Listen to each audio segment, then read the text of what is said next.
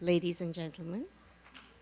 On behalf of Art Forum SF, co-sponsored by South Asian departments of UC Santa Cruz, Berkeley, and Stanford University, we welcome you all to Sala 2023.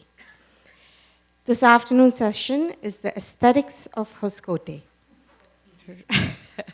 Ranjit Hoskote, who's in conversation with Monica Mody.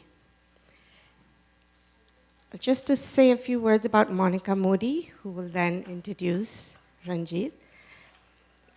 Monica Mody, a Ph.D. M.F.A, is a poet, writer, theorist, and educator. She's the author of the cross-genre experiment, Kala Pani. She was born in Ranchi, India, and lives in San Francisco. Her poetry has been a part of art shows including Rites of Passage, 2020 Vision, and the Popadum art show. Monica teaches as core faculty at the PhD program in visionary practice and regenerative leadership at Southwestern College Santa Fe. Just a few house rules before we begin. Please put your please put all of your phones on silent and no flash photography or recording. The book signing for this session will be outside in the squad after the session. It'll be a 40-minute conversation followed by a 15-minute question and answer session. So with that, let's give our panelists a big round of applause. Monica Mody and Ranjit Hoskote. Thank you for the introductions. I'm actually now teaching at the Pacifica Graduate Institute and Santa Barbara as a core faculty member. Yeah. And I am so delighted and excited to have this conversation with Ranjit Hoskote.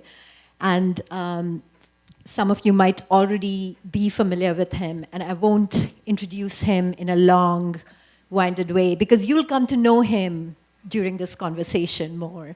But very briefly, Ranjit wears many hats. He is a poet, he is a curator, he is a cultural theorist, he is a translator, he has written over 25 books, and and most recently he won the Sahitya Akademi Golden Jubilee Award. Okay. But I have to tell you that when I met Ranjit in 2019 at the Bengaluru Poetry Festival, and I remember we were backstage, and I get, when there's a lot happening, backstage of any event, like a big event like this, I can't really focus and concentrate, but Ranjit was sitting in the corner, focused and concentrated on something, and he was doing a really good job of it, I could tell. And I remember my first sentence to him was, one of the first sentences was like, how can you focus in an environment, in a scenario like this? But I felt like, that was my first impression of him, that no matter what is happening around him, when his work is happening, when work's there in front of him, he's like there, he's super focused. But my first introduction to Ranjit happened way before that. And that was in 2004. And I had gone back to Ranchi. I lived in Delhi at the time, but I had gone back to Ranchi, where I was born. And we had a small bookstore there called Good Books. It's a bookstore that largely features biblical Christian literature. But I found this book, Zones of Assault, there, which was Ranjit's first book, right? Well, A Previous Life. So I'm curious, this book came out in 1991, right? It's been a long journey for you, right? So what's changed? What's changed for you in terms of what matters for you in your poetry and poetics? Well, Monica, thank you in the first place for this very generous framing of my practice. And when I think back to 1991 and the person who wrote Zones of Assault and where I am now, I feel that there's been an arc that's, in some sense, possibly paralleled the way we've made a certain historical journey in South Asia.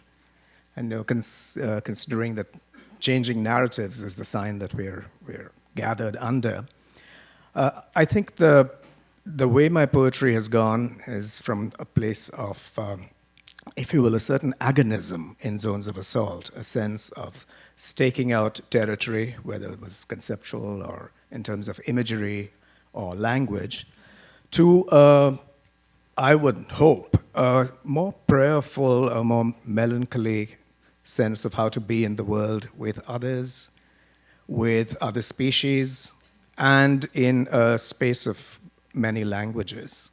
I think this seems very, very general, but we could talk about how this plays out in terms of what it means to be an Anglophone poet in India, for instance, or what it means to have, I see you've got my Lal Ded book, so to have made that journey with a 14th century Kashmiri woman mystic as a translator, and how I say that in the introduction to this book. I say that as a translator, you are broken and remade. And I think that for me, was a very important and a pivotal aspect of my journey, being an apprentice to this seemingly long ago woman saint, a mystic, but who was to me and continues to be to me today a presence. Well, I want us to ground this ground of transformation a little bit. So would you mind reading for us your poem, Eclipse? And this is from I Slide, Ranjit's latest collection, which is just out from Wesleyan University Press. Eclipse. You waited all night for the eclipse. A panther loped down to the lake and swallowed the moon. Another night you thought the wind had called for truce. The moon never crossed the laterite border. A third night, searching in this field where the sky had rained stars, you found the moon buried in a furrow that a yoked bull had measured in loops from left to right to left, turning and returning. Speak, lunatic angel, which was the right way? Was I implement or impediment? All night the eclipse waited for you. Thank you. Now, eclipse occurs or shows up on page 17 of I Slide. Ranjit, on page 71 of Zones of Assault, I found a mirror poem, which is called Tiger Poem. Oh my goodness. So I'm not going to read the whole poem, but I want to read just like a few, excerpts, a few stanzas. In this green dream, language and I face each other alone. Language is forest and hills, I tiger. River flaming up from the crouching dark, I make bloody incursion upon dell and slope. Ravines and gorges grow from the mauling of my paw. Then string and horn call to each other across the thick mud at the edge of language. The creek ripples with the din of drums. Horsed gods follow me with torches and guns. And I'm going to jump to the end of the poem now. Thwarted, a target chased down the howling night. I roar still into the wilds, this anthem of war. And I really feel this is a mirror poem. Like in some ways, this marks the transformation that you were talking about, right? The language and I face each other alone. Anthem of war. These get transformed to speak, lunatic angel. And the moon takes the place of language. That's the adversary, right? And your question becomes, was I impediment? Or was I implement or impediment? So I'd love to, hear you speak a little more about this question. I'm amazed by the way you picked that poem out of the first book, but it really does speak to what I was saying. That poem was written when I was about 20. So there was a very strong sense of a young poet creating a space, making a way in the world, engaging with language in this relatively antagonistic way. And also the imagery there is something that today I would hesitate to acknowledge because it is adversarial, as you said. Today, for me, I think poetry has much more to do with actually fracturing that sovereign individual I from which a certain kind of lyric poem appears. You know, for me, the question is, how does one express one's individuality, not in an adversarial, narcissistic way, but in ways that are adjacent to other forms of struggle, other forms of articulation. So how does this I go from being an individual, sovereign, and self-enclosed kind of I to being an I that is part of the multitudes, that might, if not, I mean, I'm not saying it has to be a behalfist I, but how does it stand alongside the vulnerable, for instance? So these are the questions that I'm far more preoccupied with today. And I think that has a lot also to do with the fact that we're all very, very aware of how we're in the grip of a climate catastrophe and how our fates are interlinked with the fates of people we'll never meet, animals we'll never encounter, and generations past and present. There's a tremendous sense of being part of this endangered polyphony.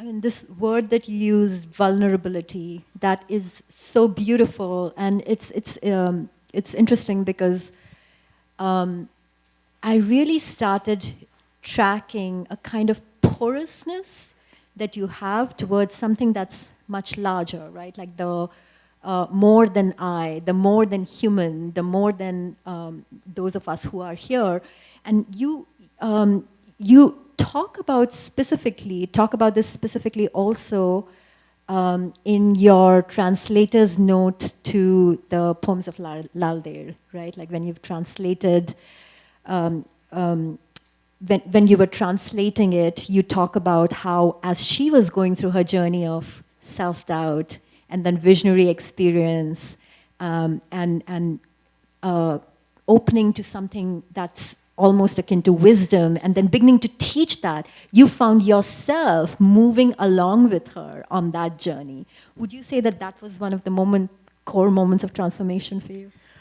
It was actually more than an event, it was a process of transformation, because it took, for all kinds of reasons, it was a 20-year journey, which is why I hesitate to call it a project, because that suggests that there's a very clear outcome and, you know, that there's a certain instrumentality to it. To me, it really was, and I say this in a very modest and artisanal way, it was a life experience, a life process of transformation. And one of the things that emerged from that process, because I had also to sort through various editions, part of the book, as you know, is a concordance of several editions of Lalder's works. One of the discoveries I made along the way, which ran counter to received wisdom, is that very, very clearly these works were composed across a period of many centuries. So they appear under the sign of the saint poet. There's a core, which obviously she composed, which we know for linguistic reasons. But then these were added to by questers, by spiritual seekers, who were women and men, peasants and scribes, pandits and Sufis, Hindus and Muslims. And like that Kabir. was like Kabir, like any such saint poet. But in the very vexed and troubled situation of Kashmir, this was to me a great image of hope, that these works actually are a group portrait of a people, of a society expressing its exaltations, but also its disquiets, and compressing them into this four-line form of the work. So to me, it was epiphanic. And these were the worst years of this is by no means over, as you know, but through the worst years of what was going on in Kashmir, it seemed to me that this quiet, completely personal project brought some sense of a larger hope. Yeah, it's interesting because, I went through my own journey of really wanting to connect with women seers and mystics from South Asia who were not standing in opposition to, because opposition, again, like places you right there in the middle of that equation, but were doing something that was completely different from what the patriarchal, authoritarian regimes asked of them, right? And I remember you giving me this, or sending me this when I was in Bangalore. And in the inscription, you use a phrase, shared journeys and points of convergence. And one of your books is titled Confluences. So, and you were just talking about this group project. So I feel like this is really like a core part of your aesthetics, the like the togetherness, the interconnectedness, right? So can you speak a little more about that? Sure. Confluences is the book that Ilya Troyanov, who's a German novelist and a dear friend, and so Ilya and I wrote this book together. The beginnings of it lay in a moment that was really darkened by the wings of war. It was the conflict in Iraq, exploding into forms of Islamophobia, both in North America and in India and elsewhere. And both Ilya is a German of Bulgarian origin, and I have my diasporic history within South Asia. So for both of us, there was a clear recognition that what needed to be challenged was the sense of a very clear cast iron identity, which could be used as a weapon against other identities. And that what was really important throughout the historical record was to look at moments, societies, places, disciplines, where very dissimilar energies came together. So we wrote a couple of essays around this and then began to really work on the book. And to us, the image of the tirtha, in a way, the confluence, the meeting of rivers, that was the Sangam. This was very, very crucial. And we saw it in Al-Andalus, for instance, which from a certain kind of old-style European history is always seen as the Moorish period in Spain. And you think it was a good 700 years in which Jews, Muslims, and Christians came together. They produced something unpredictable, new, vibrant, at a point when Europe proper, so to speak, was plunged into what, for a long time, European history called the Dark Ages. So there was this beacon of hope at the far west of Europe, from which learning then comes into centers like Paris, Bologna, Rome, and so on, and in a way triggers off the Renaissance. So this quest for lost histories, for looking at connections, for looking at the ways in which texts and ideas and people have traveled, that animates confluences. So Al-Andalus is one example, Abbasid Baghdad is another, where Sanskrit and Greek texts are translated into Persian and Arabic, and then they travel across North Africa into Europe. It was also, the book appeared in German first, as Kampfab Saga, so it was meant to intervene also in a very particular Central European debate about these questions. To say, you might imagine that European modernity is somehow exclusive, but you might want to trace the roots of it to other civilizations and moments.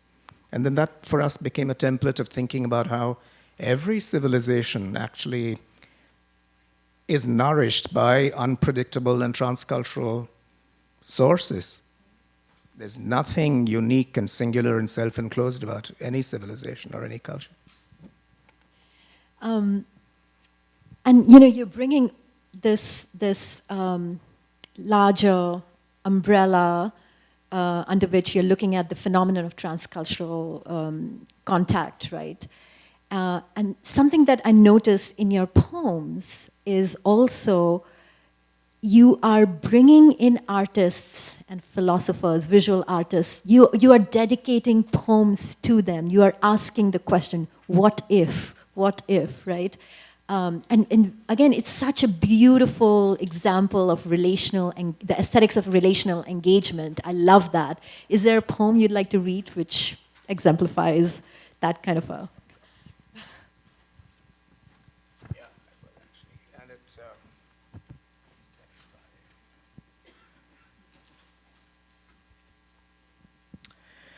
It's a poem called Peshachi, which some of you will recognize as meaning the language of ghosts in Sanskrit. But it's also a term that the father of Indian linguistics, as it were, the founder of the Indian Linguistic Survey, George Grierson, gave to a proto-language which he felt Kashmiri was descended from. As it turns out, we know from actual study that it's just a placeholder. There's not a single extant text in this language, Peshachi. But it worked very well for me. It haunted me, this term, for years, because it seemed like a way of thinking about what happens to speech or utterance in a region that is so heavily repressed by militancy, by military force, by the state, by cross-border terrorism, all kinds of sources of pressure that come to bear on a society and what can or cannot be said there. So it seemed to me to be a good way of thinking about what it means to be in that scenario where you can say little or nothing. And it's dedicated to the memory of Muhammad Subhan Bhagat, who was a great proponent of the Bhan Preth, which is a robust, vigorous, critical folk theater form in Kashmir. So there was a moment he died in 1993, literally of a broken heart, because it was a terrible period in Kashmir's history. And he was confined to his home, not allowed to leave, not allowed to practice his art. And that's what killed him. So he's a figure who's been very, very important to me, and this poem's now taken shape, and it goes like this. There's also something about the form, which I'll say later. Peshachi. Who's there, I ask? Unknown hands have rifled through my notes. Not me, says the lamplighter. I can't read the language of ghosts. Pausing in their lullabies, the village women tell me no one's home. They've gone to hunt or be hunted, wearing the iron shrouds of ghosts. I could try and find them, who should fear them the most. They whisper in foreign accents, trained in the tactics of ghosts. Our grandfather sits alone. Around his fire, deer, bears, wolves listen as he sings into the dark, doing the treble voices of ghosts. They'll need more fur, more teeth, more claws to act on his boasts. He calls up battle, flight, and death, the circular memories of ghosts. In gusts, bursts, and torrents, Grenadia's stories will flood the ocean. He chants in a forgotten tongue, growling the vowels of ghosts. His words sound like nothing that guests have ever spoken to hosts. This is the language of my people, the language of living ghosts.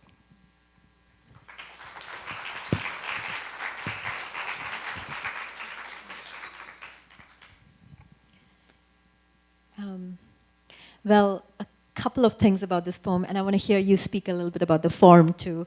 So this really, this poem really exemplifies something that you're not just like deeply interested in, something that is integrally a part of your practice to render what's invisible visible, right? And you have other poems where you say, we are what we've lost, and what we've lost reclaims us, right? So there's this desire to let the poem become the root, open up that root. So I'm curious about this and about the form, if you want to speak a little bit about it. About the form, I mean, most of you would have recognized it. It's a variant on the ghazal form. It was the question of how what works as a refrain in English, how does that come back? How does it wander away from a certain thematic emphasis? How does it come right back and reinforce it? So it was important. It goes with the politics of memory, right? It goes very much with the politics of memory. And I can see that as a bridge between what I know from, most of my family is in this continent now. And I can see with succeeding generations that there's a certain tension between sometimes an imagined idea of where home was, and a sense that things have been lost along the way, whether in terms of language or culture and so on. And it just feels that whether you're out in the diaspora or at home, so to speak, home is elusive. It's something that you craft. It's not something that is stable and that you can take for granted, or that it is elsewhere and can be recovered. So in many ways, this for me has been a key question. What is it that we need to do to recover a diversity of sources that have formed us? Is that through language? Is that through affinities? Is that through commitments to crises? So to me, this is why I speak of a life project rather than some kind of instrumental project outside. So to me, this is integrally a part of what it means to be a poet. That you bear witness to a troubled present, but that you also retrieve the pasts. And I think we are, in many societies, we are now being encouraged to look at the past as some very singular, precise, clear-cut narrative. And actually, it's a very unruly and diverse and plural set of narratives. And I think that is what we need to retrieve, because that is what gives us the sense of manyness, which really sustains things we do. We could go in two different directions from this, but let me choose one first. The idea of home, and also the earth as home, right? And again, you talk about all these multiple species that are inhabiting the earth along with human beings, right? And that's another central concern that's running through Iceland, right? Like a multi-species engagement.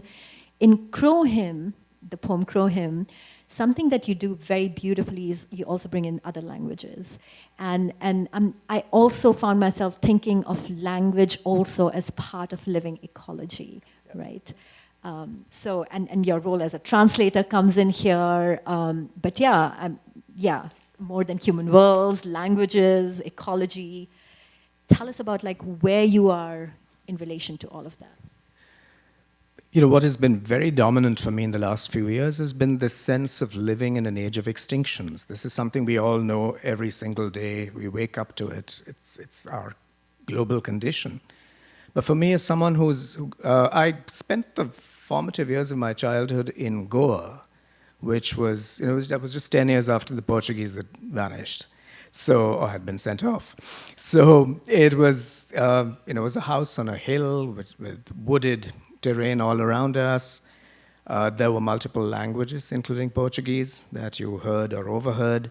So when I think of the age of extinctions today, I think back to that early moment, and I think of how extinctions would embrace nature.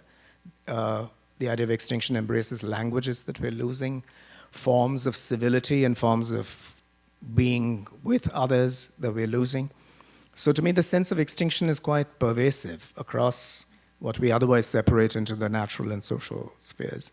So that's been a strong source of both crisis and thinking about how to craft hope, how to imagine futures otherwise than the way we're heading now.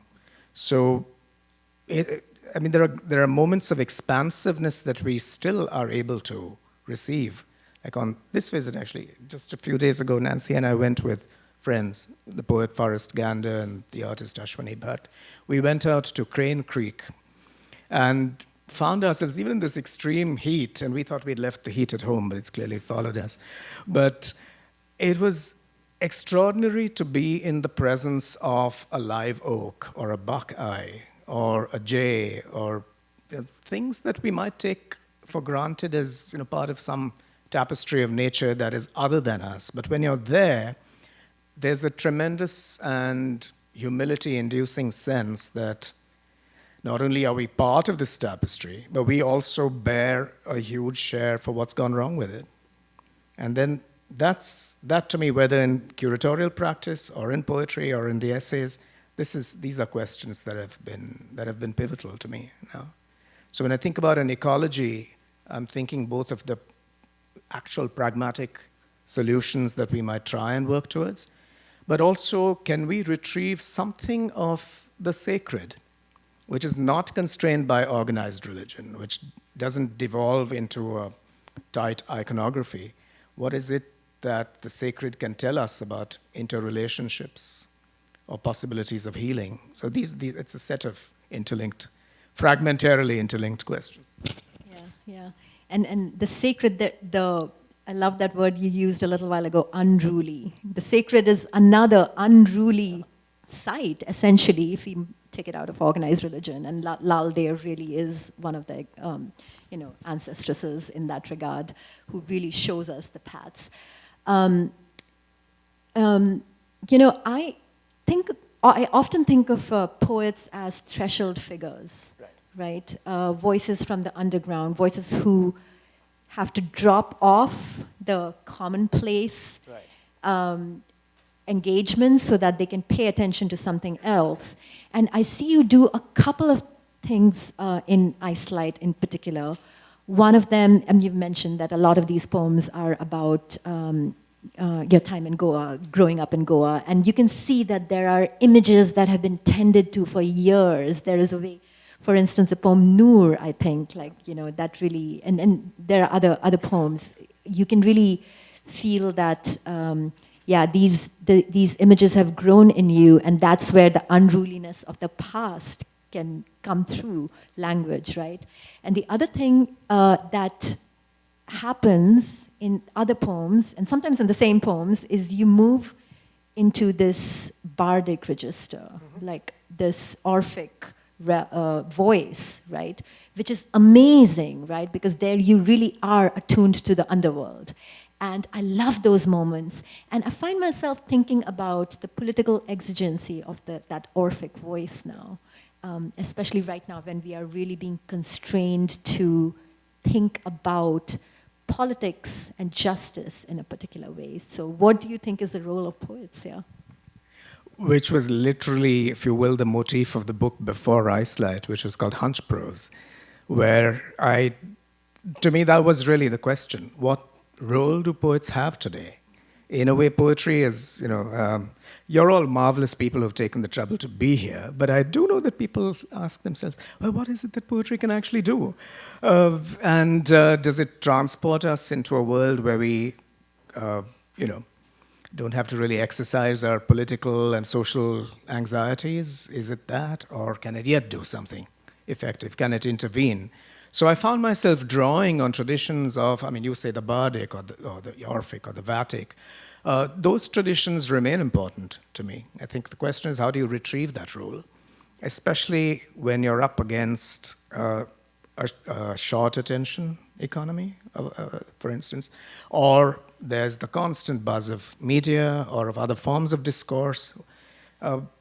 What is it that poetry can help us to imagine about ourselves? I think that is certainly a question. And I think one of the ways in which I think poetry does it is by not offering certitudes.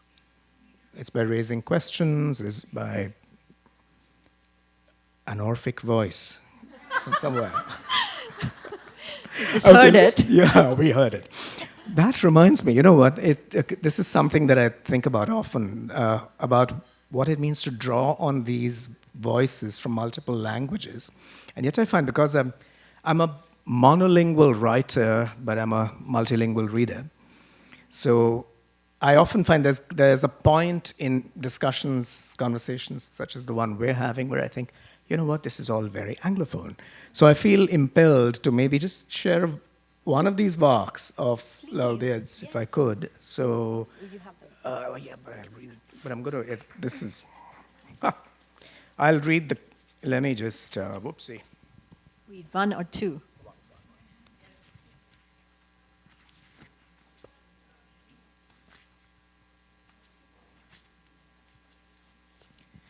Okay, this was not a facing page edition. It only has the English, but I'll just recite the original. It goes like this.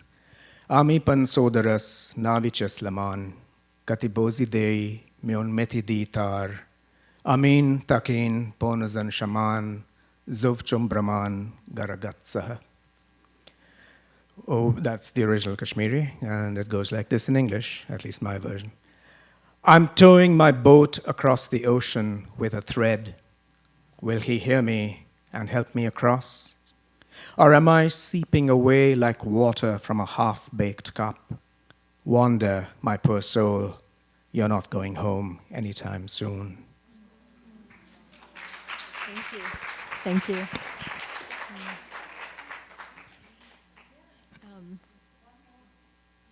So yeah, you want to read one more, Vak?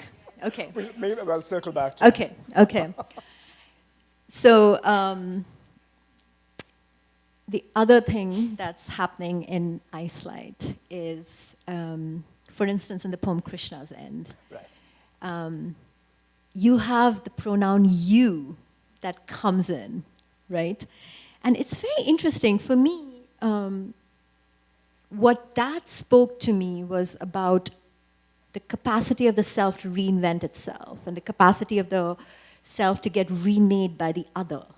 But I don't know, when you use the you, what does that evoke for you? Multiple things. And it's incredible you should ask this, because just a few evenings ago I was asked this exact question by John Shopto, who's a poet and critic whose work I respect. And to me, it represents, at least at one level, this ability to stand outside yourself and address yourself in the second person. There's an arrogant tendency that some of our, shall we say, statesmen have today to address themselves in the third person, right? This is the site of arrogance. But if you address yourself in the second person, then you're probably expressing some doubts about this individual, the sovereign individual. What might it be to think of yourself as a individual, as someone composed of a kaleidoscopic set of elements? What is it to be estranged from yourself and to see yourself as the other, to recognize the others within? So to me, those are the kinds of questions that come into play when clearly it's a dialogue with myself, but do we all really know ourselves? We're not unified selves. So to me, poetry is also a way of opening up those questions. Would you like to read that poem, Krishna's? If you, a minute. Also, many of these poems have been with me in one form or another, as notes or as fragments, and that's part of my process. They just sit there in a set of notebooks until at some point there's some impulse or some urgency that brings them together. So Krishna's End it's an episode from our lore that I've always thought about. The mortality of a god, the end of a city. What does this say to us today? Krishna's End.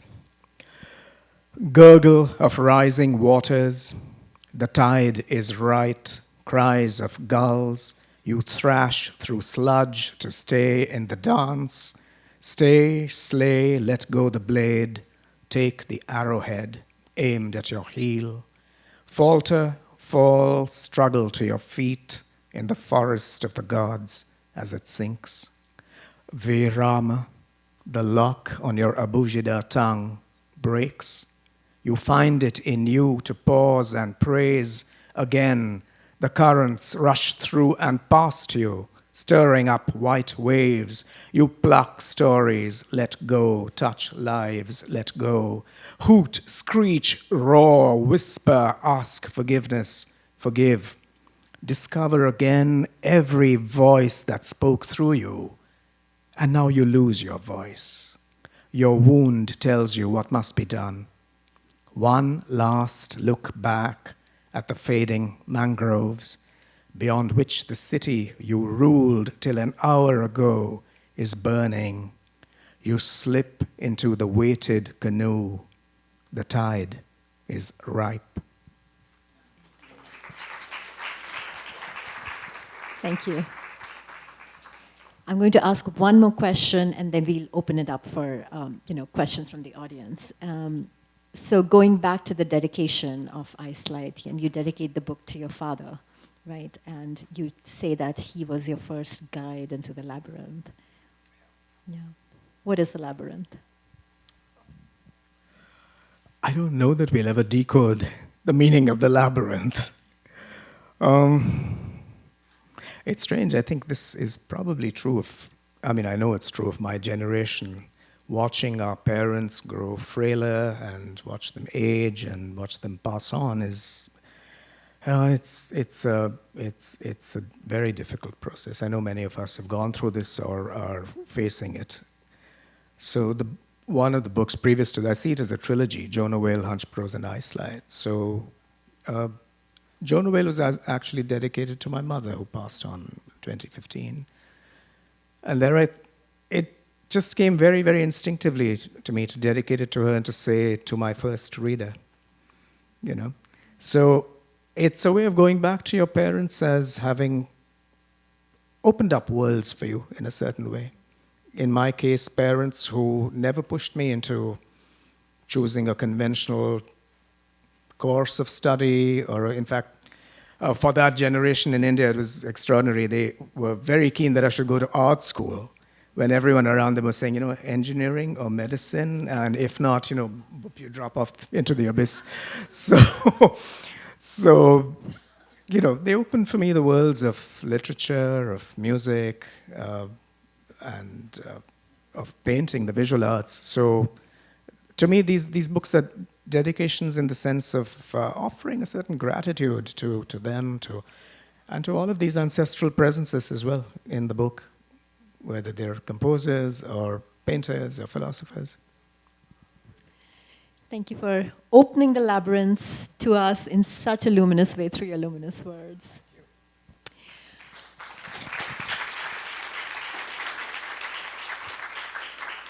All right. Does anyone have questions? Yes.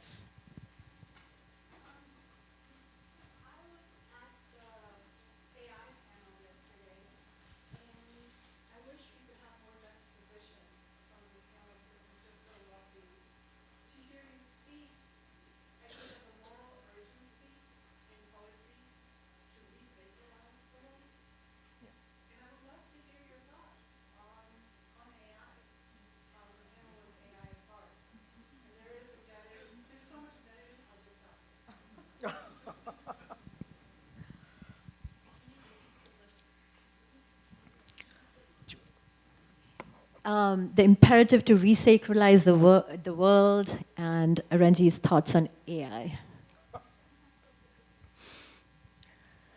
I honestly need to think far more deeply and get to know more about artificial intelligence. Currently, I'm in the state of thinking about it as a vast encyclopedic aggregator possibility, which could probably respond in nimble ways. But I don't know that AI can help us to make creative leaps. I don't know that it can help us to make moral choices or to resacralize the world. I think what it might do, and I'm just saying this in the most provisional way, it seems to me to affirm some sense of delegating what already are flawed forms of human knowledge to machine aggregators, which then somehow will win on scope and scale. I don't know that it's scope and scale that are the answer. I think the answers, if there are no answers, but the ways forward might have to do with tonality, with choice, with vexation, with what is unpredictable, things for which we don't have forms yet. So I don't know to what extent a logic of algorithmic extension can answer these questions, which actually eludes that kind of logic. But remember, I have no training on the subject. These are just completely layperson verging on Luddite responses. Thank you. Anyone else? Yeah.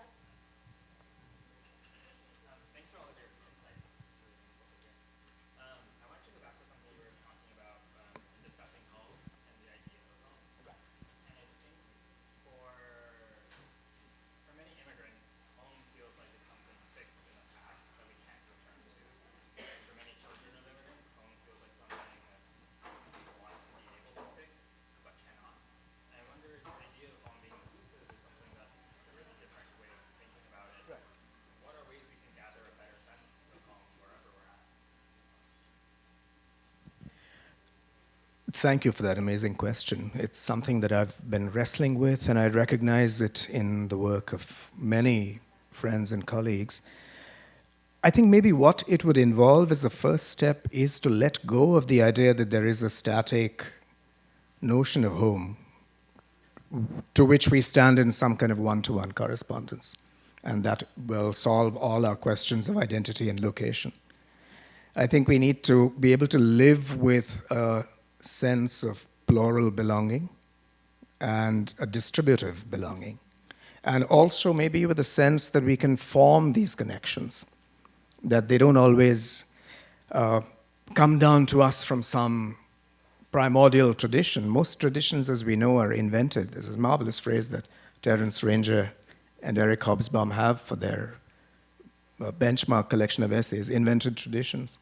So the further back we look at what we think we've inherited as a primordial tradition, we look at the innovation, the improvisation, the experiments that have gone into the making of whatever it might be. It could be a cult, it could be a language, it could be an understanding of a sacred geography.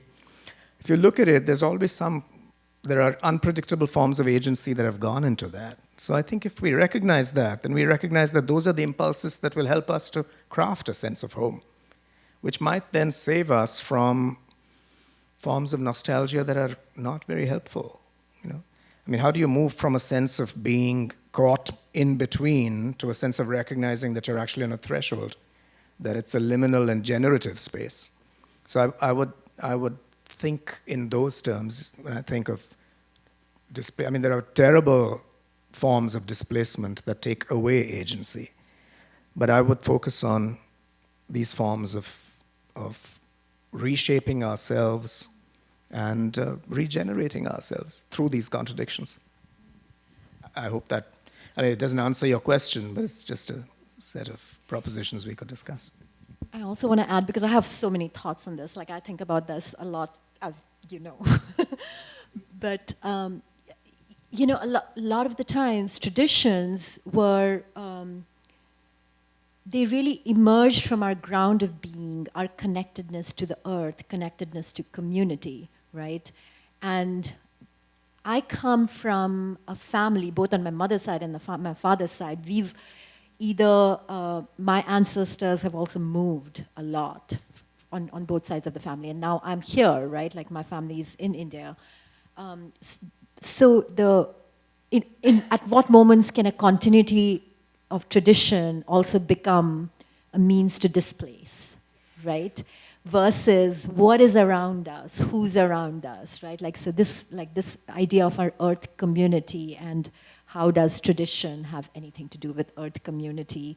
What kind of a home is possible for us to make with and alongside the community we're a part of?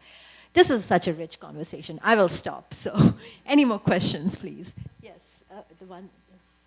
Hi, thank you for introducing all that broader audience here. I'm a Kashmiri Pandit. So, growing up, Lalda, our grandmother would cite Lalda to us. But I want to know, how did you find Lalda? Because, I find like Kashmiris are almost forgotten people, and within that, how did you find Lalda? I want to just get a sense for your method and your research. Yeah, it's incredible that Kashmir is, the way it's imagined, at least in the South Asian imaginary, it's seen as a place to be desired. And there are, even today, people who think of it as this mysterious valley of beauty. And you want to say, do you realize it's the most heavily militarized region on earth? And do you know what this costs the people who live there, the people who've been displaced, expelled from there for all kinds of reasons? So, well, thank you for flagging that. But when I think about the Kashmiri diaspora, whether in this century, through the 90s, or previous centuries, I find that there's a tendency to see this as a new thing, an outcome of present-day politics. So there's always this phrase of Taz Kashir, or freshly arrived from Kashmir. But you look back and you realize that this has gone on for centuries. So I belong to a centuries-old Kashmiri diaspora. But as we can see it happening in the present, the language is the first thing you lose. And then you remake a life for yourself somewhere else, but you have a certain set of parameters, there are certain things that are held on to. So for me, from very early on, there was a sense of wanting to reconnect with this ancestral past and this lost language. So that took a fair amount of rigorous work going back. And so Lal Ded was present to me as this mysterious figure, if you will. So what began from this sense, if you will, a kind of ethnic nostalgia, very soon became for me a sense of being entranced and enraptured by the work itself, but also recognizing that I could not do this in some vacuum, because I began this translation in 1991 and ended 20 years later. So at every point I was very aware that I wasn't just doing this in the archive or in the museum, that it had real meaning to real people who were suffering. So which is why the introduction then takes the form it does. We talk about what are we learning from these poems? I mean, the very latest material in the works shows us the juridical violence of the 17th and 18th centuries. It's encoded there through these anonymous translators. So what do these poems tell us about utterance, freedom, suffering, anguish, resistance? You know, so it became for me both a way of thinking about a sacred resource, if you will, but also something that precisely because it had that energy, had this perennial and contemporary meaning. So all of these things for me, both this deep inward personal meaning plus my sense of my ethical and political responsibility as a translator. Go ahead. Hi, just wondering how your use of mythology and lore, how that plays into your worldview. Like, does it hold a specific meaning in terms of like using the sacred, or is it something that you're consciously like researching and putting into your work? You know, for me, research is not something that stands apart from the fabric of lived experience. I just see research as one more way to be. And in some ways, it deepens and expands our consciousness and our sensibility. So again, Ilya Troyanov, this dear friend that I mentioned earlier and co-author, there was a point when, he's German, of course, so he looks at his watch with great method. And since I'm Indian, of course, I tend not to do that. So I arrived late for a meeting. Ilya says, what happened to you? Where were you? So I said, I was researching a poem. At which point he goes from annoyance to complete laughter. He literally fell about laughing and said, what do you mean? Research is for us, for novelists. We do the research. What do you need research for as a poet? So I had to say, no, this is a poem about Ghalib, the 19th century poet, and I'm looking into the collapse of the Mughal Empire and so on and so forth, whatever it was I was doing at the time. But it was the first time I thought seriously about this in an explicit way, that there is a considerable amount of research for a certain kind of poetry, possibly all kinds of poetry. But to respond to the mythology question, for me it's recognizing that myth is a very potent source of archetypes, of inspirations, but also realizing that mythology needs to be liberated from critical editions, from people who have just one notion of what it is, or mythology as it comes out of certain television serials or political pronouncements. Mythology has always been reinvented in performance and text and story and song. So to me, research into mythology also means drawing on those traditions and those resources. And remythologizing. Yes. I see a hand straight ahead. Yeah.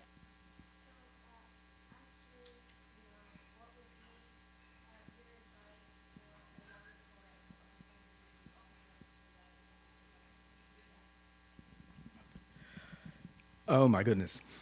Advice is not something I'm great at, but I would simply say that you need to read as much as you possibly can and read in multiple languages. This is my song, actually. The sense that, because we become different people when we read or write different languages. Or read translations. Or read translations, absolutely, yeah. But look upon translation also as a bridge to another literary universe and another world of experience. So yeah, that would be a suggestion that I'd offer.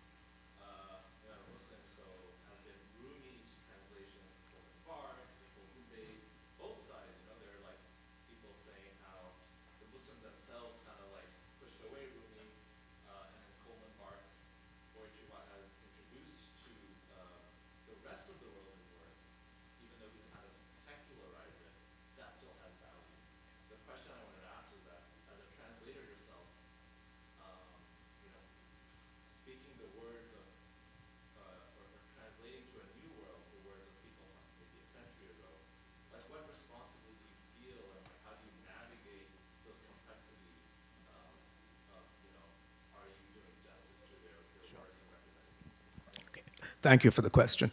In fact, that to me was central to the Laldiad translation, which is to, and I talk about it in the introduction, that unfortunately, thanks to the way the situations unfolded in Kashmir, it had a very strong, it had strong repercussions on the interpretation of Lala. So there was what I call the Shaiva-only school, and on the other hand, what I call the Sufi-only school, where there was the sense that she needed to be read in terms of only one tradition. And my argument, also through the linguistic demonstrations, is that you can't do that. The contributors belonged, as I said, to various genders and various religions and affiliations. And all of that is present there. There is no way to pull this corpus apart and claim that it belongs exclusively to one religion or school or another. What makes it amazing is that that text is the common ground that is formed between religious traditions and looking for common ground, really. So that, to me, was very important, to bear witness to the political situation and to find constructive ways of addressing it. About Kulwant Baq's, I've also followed that discussion closely. I think on the one hand, he's brought Rumi out. I sometimes think that it is Baq's through the voice of Rumi, or under the signature of Rumi. And that's allowed for a vast audience to take part in this, if you will, mystical sensibility. But I know that it rests on a de-Islamization. And there's no way to support that, because this text, these verses, have a very specific meaning within a particular tariqah. And you have to bear witness to that. You can't erase that because you want a larger audience. So this is what I would say about it. And I think it's also true of Juan Mascaro's translation of the Bhagavad Gita, for instance. He ends up, in some subliminal way, Christianizing it. I mean, you have to, if you're going to engage with the tradition, you take it on with all of its complexities. And then you have other apparatus. You have introductions, annotations, and so on, with which you can talk about the complexities, but not try to refine away things that seem to you as a translator to be problematic. I think we have time for only one more question, so. Thank you again. Hearing you recite the poem was just so mesmerizing. Thank you for doing that. My question is about interpretation, because when I think about myself reading some poems 10 years back versus reading now, it changes a lot of how I interpret those things. I want to know your thoughts, especially because a lot of what you read today as well gave an insight into how you think about religion or mythology or politics as well. So, especially in these 30+ years that you wrote books, how did your perception of, or evolution of religion or politics in your mind really impacts the way you write? Because I think for readers like me, we do interpret your opinion into that, like what you think about the changing socio-economic construct. So how does that change you when you're writing? Wow. That is a huge question. Thank you for asking it. I think if I have to summarize really briefly in the interests of time, I think what matters to me, your first question, what is most important, I think, is the possibility of reading things against the grain, acknowledging that texts, narratives, mythologies can all open themselves up to variable interpretations. And then to try and somehow protect that possibility of openness, of plural reading, against forces that are singularizing, that tend to flatten, that want to enforce a singular reading. Yes. So to me, maintaining that polyphony, that openness of dissenting and mutually contradictory voices, I think that's vital. I think it's vital that we can discuss, for instance, what we were talking about just now. For instance, would one ban Kulwant Baq's? Obviously, one wouldn't do that. How does, even something that you disagree with, how does that become part of a larger kaleidoscope of views and opinions and thinking through these questions? So that's my leitmotif, really. I think that's something that I might have learned the hard way from early positions that tended to be more entrenched, more self-confident. I think there's a certain confidence in being open to possibilities and to exercising humility towards the world. Sorry, we don't have time for more questions, but first of all, I want to thank you, Ranjit, for your generosity on the page and off the page. Thank you. And thank you all for being here. Thank you, Monica, and thank you all of you for being